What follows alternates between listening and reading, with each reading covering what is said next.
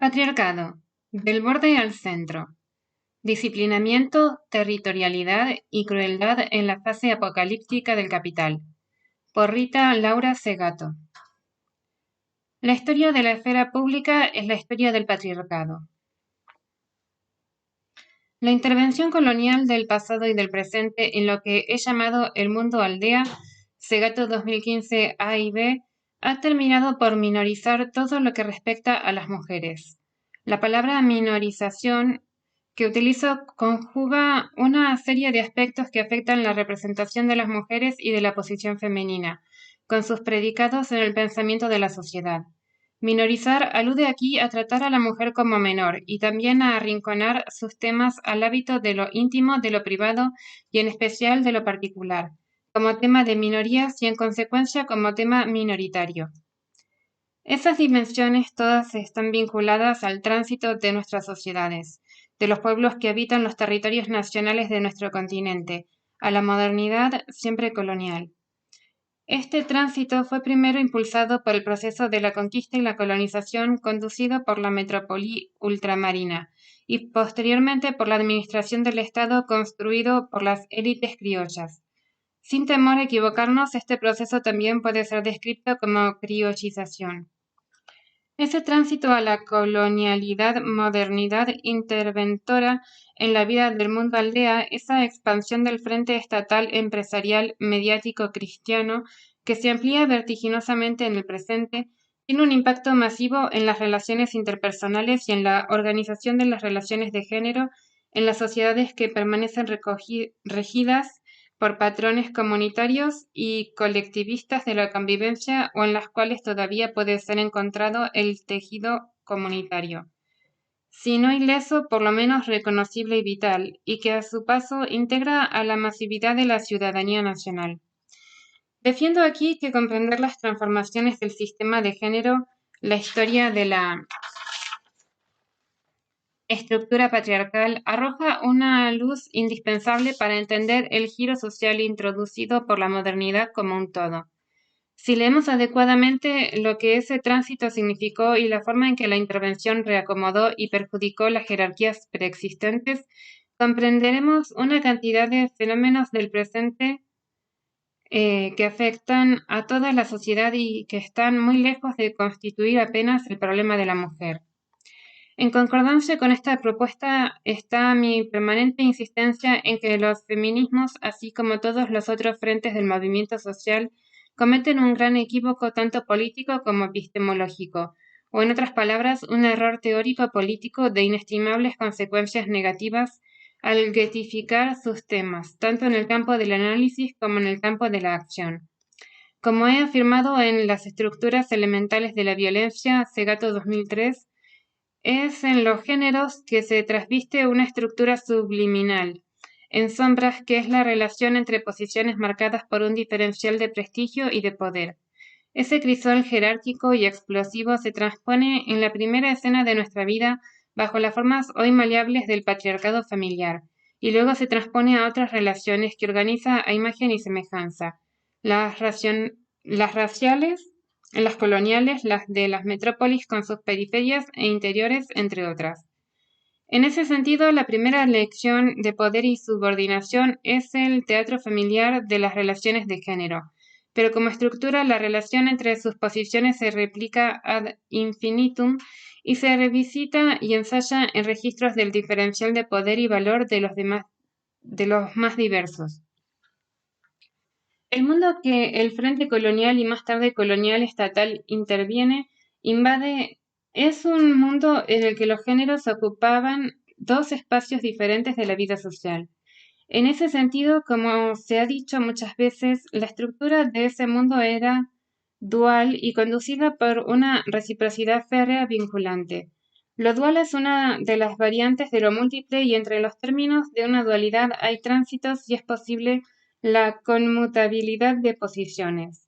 En el mundo dual, ambos términos son ontológicamente plenos, completos, aunque puedan mantener una relación jerárquica. No hay englobamiento. El espacio público habitado por los hombres con su tarea, la política y la intermediación, Los negocios, la parlamentación y la guerra no engloba ni representa el espacio doméstico habitado por las mujeres, las familias y sus tareas. En esa atmósfera colectiva y comunitaria no hay englobamiento, no hay sujeto universal, hombre con H mayúscula catapultado por el humanismo colonial moderno a la posición de sujeto universal, ni enunciados de valor general capaces de representar a todos. No hay tampoco un referente universal de lo que se define como humano, ni equivalente universal del valor que permita mercantilizar el hábitat o volver a negociable el nicho territorial y su paisaje. Cada naturaleza es irreductible a la otra, pero las personas pueden transitar entre las posiciones así dadas como naturalezas y transmutarse. Ese mundo es trans en muchos sentidos. Esa estructura dual pasa a ser capturada y reformateada por el binarismo colonial que se impone. La estructura binaria resulta de la captura moderna de la dualidad recíproca del mundo aldea. En el mundo binarizado de la modernidad, el otro del uno es destituido de su plenitud ontológica y reducido a cumplir con la función de alter, de otro del uno como representante y referente de la totalidad. Este papel de otro femenino, no blanco, colonial, marginal, subdesarrollado, deficitario, como han mostrado Edward Said y una generación entera de teóricos postcoloniales, pasa a constituirse en la condición de posibilidad del uno, sujeto universal, humano generalizable con H. Su tributación, la dádiva de ser que de él se extrae, fluye hacia el centro, plataforma del sujeto humano universal, lo constituye y lo alimenta. Descrito aquí de forma muy compacta, es este el proceso de emergencia de la esfera pública, o mejor dicho, la forma en que en el proceso histórico lo que fue un espacio público o dominio masculino en el mundo comunitario mutó en la esfera pública o dominio universal. Como vemos, la historia y constitución de la esfera pública participa y se entrama con la historia del propio patriarcado y su conmutación estructural a partir de la captura colonial moderna. Visto de esta forma, la historia de la esfera pública o esfera estatal no es otra cosa que la historia del género. Esa esfera pública o ágora estatal se transformará en el locus de enunciación de todo discurso de valor político. En otras palabras, secuestrará a partir de ahora la política y, al decir eso, decimos que tendrá el monopolio de toda acción y discurso que pretenda adquirir el predicado y el valor de impacto de la politicidad. En razón de su historia, a la que acabo de referirme de forma muy condensada, el sujeto natural de esa esfera pública, heredera del espacio político comunitario de los hombres, será por marca de origen y genealogía masculino, hijo del proceso colonial y por lo tanto blanco, además de sus otras cualidades muchas veces destacadas por las juristas feministas, propietario, letrado y pater familiae. Describirlo como heterosexual no es adecuado, ya que de la sexualidad propiamente dicha del patriarca sabemos muy poco. Nos interesa aquí destacar que a pesar de todas esas cualidades francamente particulares, lo que el sujeto de esa esfera enuncia es, a partir de ahí, considerado como teniendo valor universal e interés general. A partir de ese momento ocurre una caída abrupta del otro espacio, el doméstico, habitado por las mujeres y sus tareas. Ese espacio, antes subordinado en prestigio pero ontológicamente completo en sí mismo, es ahora defenestrado y colocado en el papel residual de otro de la esfera pública, desprovisto de politicidad, incapaz de enunciados de valor universal e interés general. Margen verdadero resto de la vida pública es inmediatamente comprendido como privado e íntimo. Cuando quiera expresarse tendrá que trasvestirse para hablar en público. En el mundo aldea, en la comunidad no intervenida o escasamente intervenida por la intrusión colonial moderna, lo doméstico nada tiene de privado o de íntimo. Esa construcción colonial moderna del valor residual del destino de las mujeres es que necesitamos desmontar es que necesitamos desmontar, contrarrestar y reencaminar porque es de este esquema binario y minorizador que se derivan y también se expresan los males del presente que afectan a la sociedad como un todo. Porque los males que la mujer padece en las violencias cotidianas de la casa y de la guerra, en sus formatos contemporáneos, son el termómetro que permite diagnosticar los tránsitos históricos de la sociedad como un todo. En ese sentido, podemos declamar la restitución de su plenitud ontológica y su capacidad de hablar al interés general.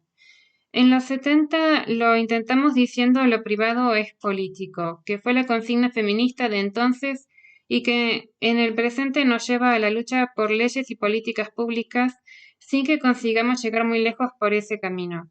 Porque quizás no fuese la mejor de las ideas, como Foucault notó tempranamente, bregar para que el ojo del panóptico nos alcance en casa y aspirar a tener un abogado en la almohada, como resultó en el modelo norteamericano. Quizás entonces ese camino no fue el más interesante ni el que arrojó los mejores resultados, porque la realidad expropiadora y violenta del género no se dio en lugar alguno.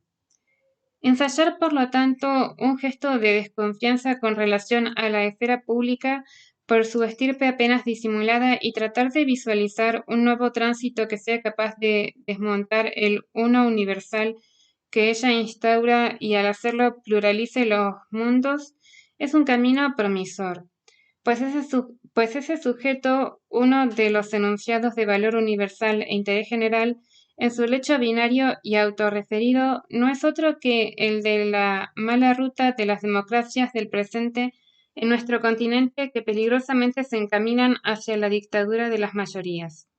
Una democracia que no tenga como su deontología irreductible la defensa del pluralismo no será democracia, aunque represente la voluntad mayoritaria. ¿Por qué?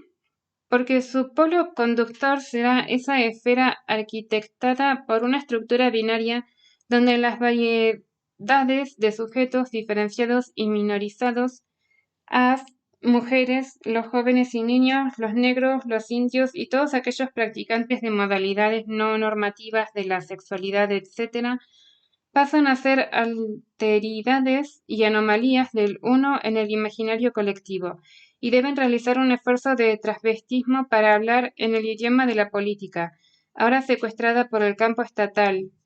Incómodas anomalías que encarnan el problema del otro, que es y nunca puede dejar de ser el problema de la colonialidad modernidad. El problema de la colonial modernidad. Disciplinamiento y pedagogía de la crueldad. El carácter funcional del patriarcado colonial moderno de la alta intensidad con respecto al proyecto histórico del capital en su fase apocalíptica. La privatización, minorización y transformación de los asaltos letales contra las mujeres en problemas de interés particular, temas de minorías, es consecuencia de ese tránsito del patriarcado de la parcialidad masculina en el mundo comunitario al patriarcado colonial moderno de alta intensidad. El efecto de la minorización es sentido, por ejemplo, en la forma en que femicidios y crímenes homofóbicos tienen un valor residual, casi apenas un espectáculo, como pauta jurídica y mediática. Al mismo tiempo que las feministas nos curvamos a tratarlos como temas del gueto, mientras de esta forma se pasa por alto que todas esas violencias a minorías no son otra cosa que el disciplinamiento que las fuerzas patriarcales nos imponen a todos los que habitamos ese margen de la política. Todos son crímenes del patriarcado colonial moderno de alta intensidad, contra todo lo que lo desestabiliza, contra todo lo que contra él conspira, contra todo lo que se desliza hacia afuera de su égida. Con las varias estrategias y tácticas diarias con que muchos de nosotros nos deslizamos y escabullimos de la vigencia patriarcal, le desobedecemos. Expurga de esa forma todo lo que no le concede el reconocimiento debido a su forma de estructurar y disciplinar la vida, a su forma de habilitar y naturalizar un camino de asimetrías y dominaciones progresivas. Por otro lado, y este es el centro de mi argumento aquí, apenas esbozado por lo exiguo del espacio. Si observamos los crímenes contra las mujeres que marcan el presente y les buscamos entender qué expresan, qué dicen y qué ocasionan, podremos observar su gran vínculo con la fase histórica que atravesamos como sociedad. Así como comprender la historia del patriarcado es entender la historia del Estado, la historia de la esfera pública de la misma forma y en el centro de todas las cuestiones, entender las formas de la violencia de género hoy es entender lo que atraviesa la sociedad. Si tuviéramos que construir una alegoría gráfica pictórica del mundo hoy, en esta modernidad avanzada, la alegoría sería una de esas pirámides invertidas que forman los acróbatas en los circos, donde una a una se van superponiendo hileras de equilibristas hasta armar un edificio completo de gente a duras penas superpuesta, pies sobre cabezas, estrato sobre estrato, pero allá abajo, en la fundación, en la base de la pirámide, yacería sustentando el edificio todo un cuerpo de mujer. Muchas veces me imagino esa estructura, porque me parece ser lo único capaz de explicar por qué permanece imposible algo que a simple vista se presenta tan sencillo de realizar como retirar a la mujer de la posición de subordinación en que se encuentra, castigada, subyugada, agredida, impedir que continúe siendo violada, traficada y esclavizada por la trata y cosificada y desmembrada por el ojo del lente mediático. No sería una tarea difícil, bastarían unas pocas acciones, unas pocas medidas, intervenciones puntuales ni muy complicadas. Pero por alguna razón no se puede, se presenta imposible. Nunca hubo más leyes, nunca hubo más clases de derechos humanos para los cuerpos de seguridad, nunca hubo más literatura circulando sobre derechos de la mujer, nunca hubo más premios y las mujeres continuamos muriendo. Nuestra vulnerabilidad a la agresión letal y a la tortura hasta la muerte nunca habían existido de tal forma. Nuestro cuerpo nunca antes tan controlado e intervenido. Veamos, por ejemplo, la vigilancia sobre el aborto, que sintomáticamente nunca fue un tema de acalorada discusión como lo es hoy en la modernidad avanzada. Al pensar el tema desde esta perspectiva, al sospechar que su victimización cumple allí con la función de proveer el festín en que el poder se confraterniza y exhibe su soberanía, discrecionalidad y arbitrio, entendemos que algo muy importante debe seguramente depender, apoyarse en esa destrucción constantemente renovada del cuerpo femenino, en el espectáculo de su subyugación, en su subordinación de escaparate, algo central, esencial, fundacional para el sistema debe ciertamente depender de que la mujer no salga de ese lugar, de ese papel, de esa función. Desmontar la minorización del tema equivale a aceptar que, si entendiéramos las formas de la crueldad misógina del presente, no solamente entenderíamos lo que está pasando con nosotras las mujeres y todos aquellos que se colocan en la posición femenina, disidente y otra del patriarcado, sino que también entenderíamos lo que le está pasando a toda la sociedad. Los indicios muestran que se trata de un edificio cuyo material está formado por la amalgama de las corporaciones y el Estado, por alianzas de todo tipo entre actores corporativos lícitos e ilícitos o de ambas cualidades a la vez, y agentes de gobierno, por razones que se involucran como razones de Estado y son, en verdad, razones de empresa. De algo tengo certeza, para pensarlo tenemos que retirar del gueto el problema de la mujer, pensarlo entrelazado como cimiento y pedagogía elemental de todas las otras formas de poder y subordinación, la racial, la imperial, la colonial, la de las relaciones centro-periferia, la del eurocentrismo y las otras civilizaciones, la de las relaciones de clase.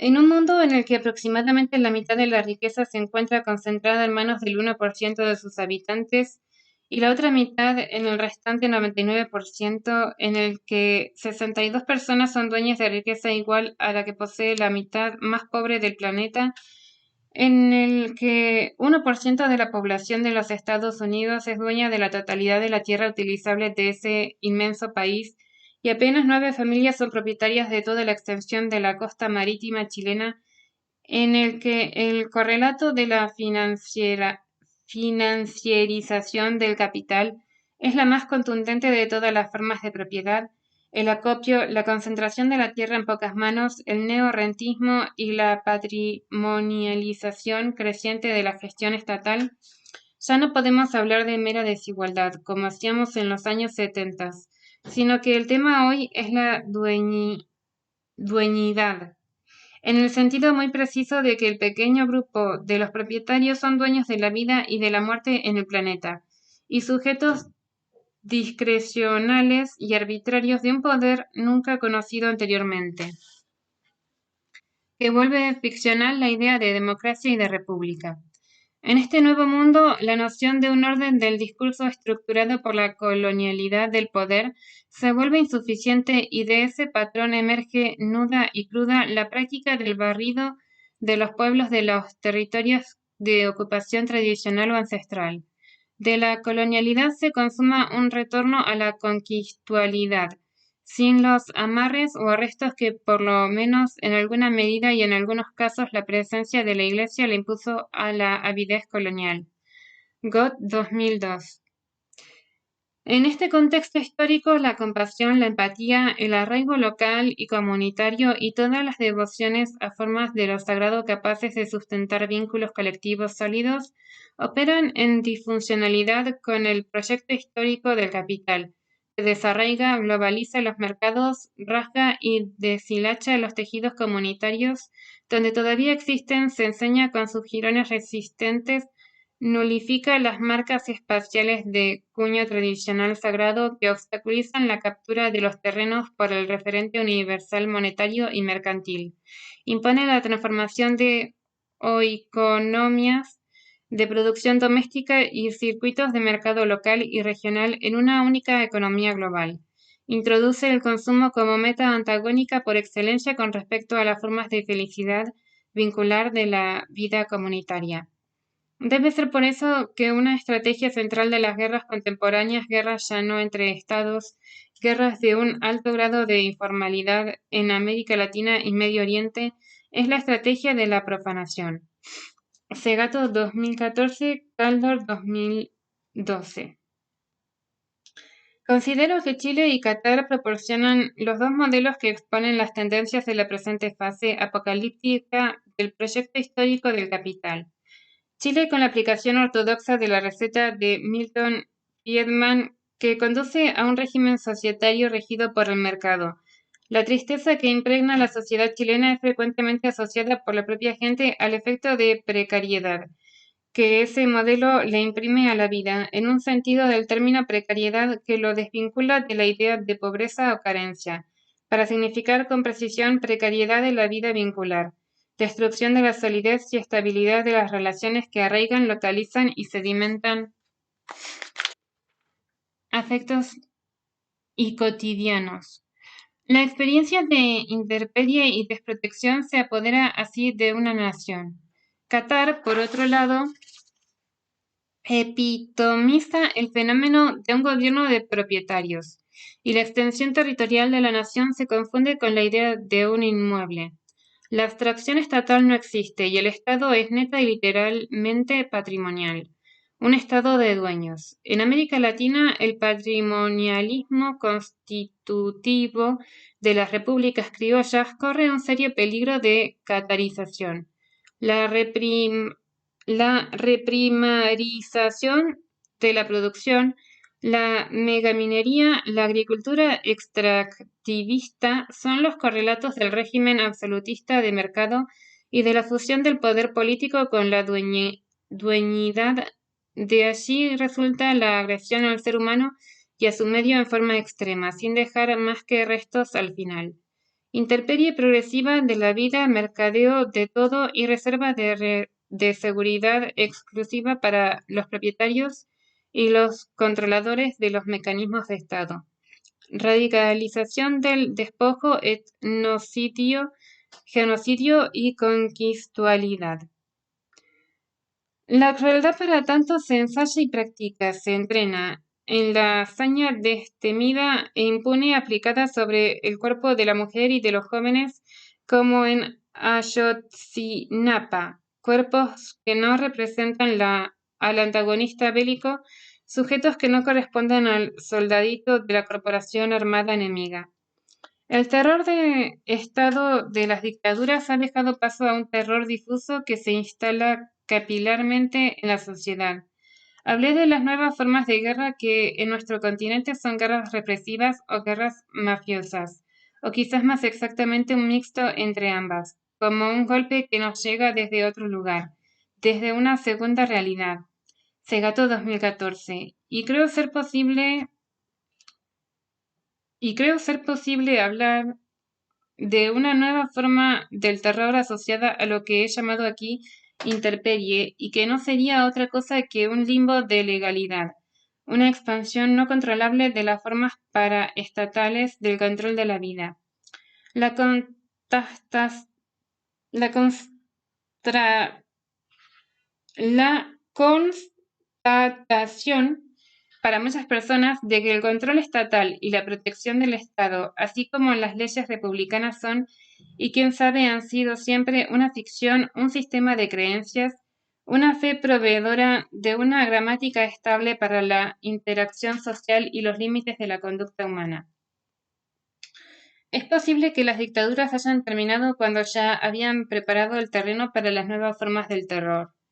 Ya no un terror de Estado, sino un entrenamiento para llevar la existencia sin sensibilidad con relación al sufrimiento ajeno, sin empatía, sin compasión, mediante el gozo encapsulado del consumidor, en el individualismo productivista y competitivo de sociedades definitivamente ya no vinculares.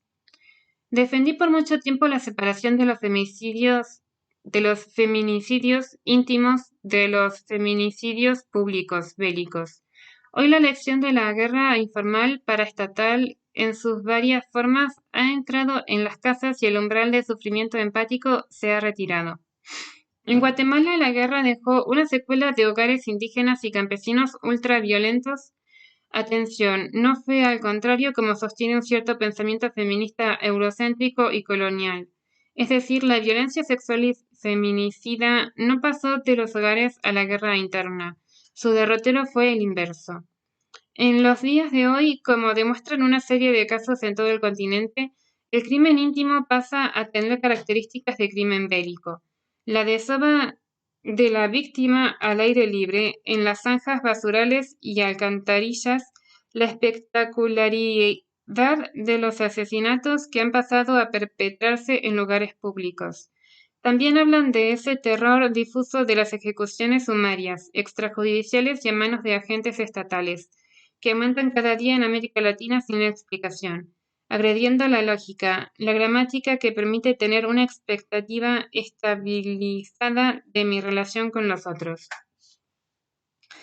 Es por todo esto que podemos aventurar que si cada época tiene una personalidad modal, funcional a su fase propia de relaciones económicas, histeria para la revolución industrial, esquizofrenia con su delirio en la expresión artística del modernismo, la psicopatía se presenta hoy como una personalidad modal.